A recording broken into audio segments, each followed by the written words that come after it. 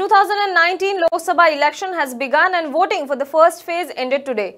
Voting was being held in 91 Lok Sabha seats in as many as 20 states and union territories. Besides this, people in Arunachal Pradesh, Sikkim, Andhra Pradesh and Odisha also voted for their respective assembly elections. There are a total of 14.21 crore electors in phase 1, of which 7.22 crore were males while 8.99 crore were females. The Election Commission has set up 1.70 lakh polling booths for the first phase of 2019 Lok Sabha election. Now, among the 91 constituencies that went for polling today also included constituencies from 5 northeastern states and 2 union territories.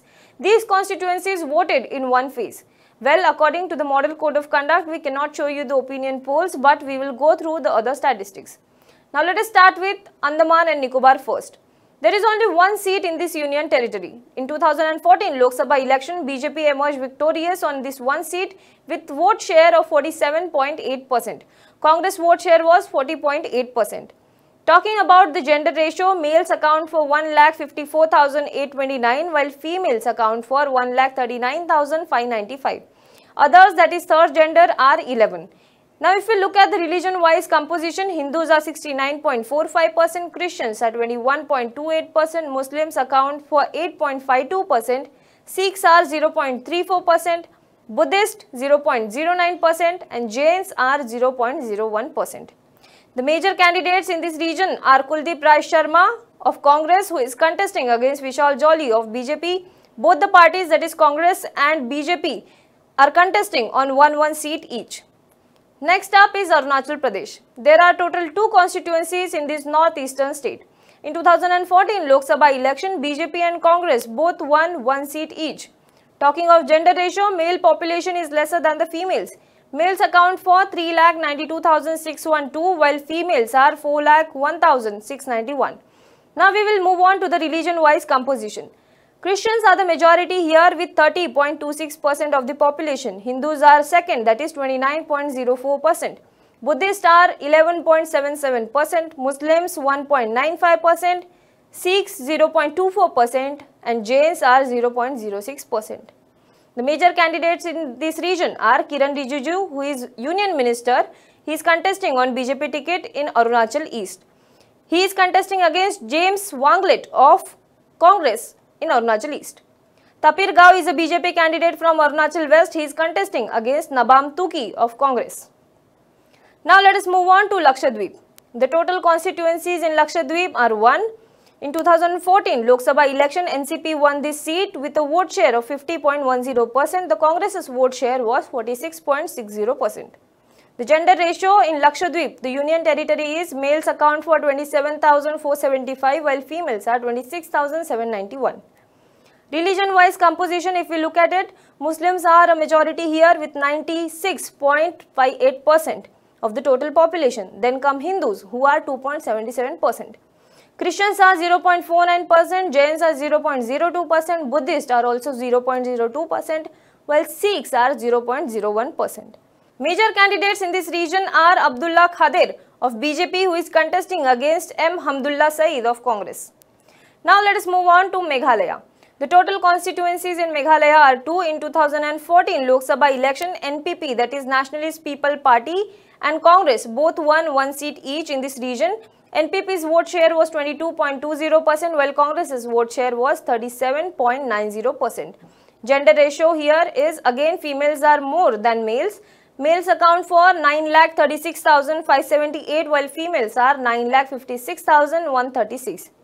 Religion-wise composition, if we look at it, Christian population is a majority here with 74.59%. Hindus are second with population of 11.53%. Muslims account for 4.40%. Buddhists are 0.33%. Sikhs are 0.10%. Jains are 0.02%. Major candidates here are, there are 2 seats, that is Shillong and Tura. In Shillong, Sanbor Shulai of BJP is contesting against Vincent Pala of Congress. In Tura, ST seat. Both the seats are scheduled tribe seats, reserved for scheduled tribes. In Tura, Rikman Momim of BJP is contesting against Mukul Sangma of Congress. Now let us move on to Mizoram. Mizoram, there is only one constituency that was won by Congress in 2014 Lok Sabha election with a vote share of 48.60%. The gender ratio here is males account for 3,81,991 while females are 4,02,408. Religion-wise composition against Christians are the majority with 87.16% of the population. Buddhists are 8.51%, Hindus are 2.75%, Muslims 1.35%, Jains are 0.03%, so as Sikhs who are 0.03% of the entire population of Mizoram. Now let us look at the major candidates. Nirupam Chakma of BJP is contesting against Mr. Hamar, who is independent candidate, but he has been received support from ZPM and Congress. Let us move on to Nagaland. The total constituencies in Nagaland again 2014 Lok Sabha election, NPF won one seat with a vote share of 68.70%. Gender ratio here is males account for 6,06,173 while females are 5,96,134. Religious composition, Christians account for 87.93% of the entire population, Hindus are second, that is 8.75%, Muslims come next 2.47%, Buddhists are 0.34%, Jains are 0.13% and Sikhs are 0.10%.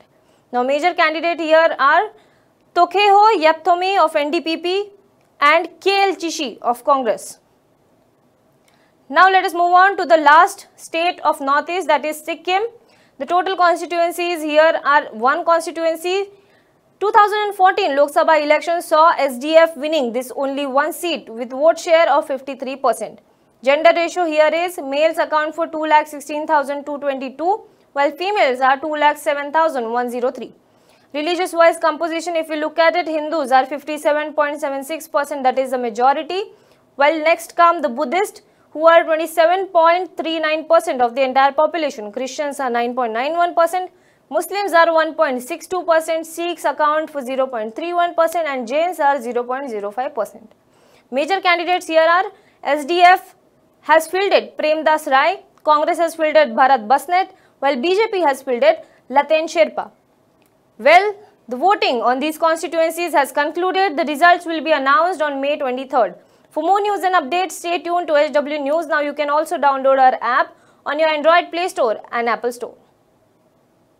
Now be the first to know about the latest updates on our new news app. Go on your Android or iOS, search for HW News Network. Download our app, choose the language you prefer to get updates in, and be up to date with the latest news.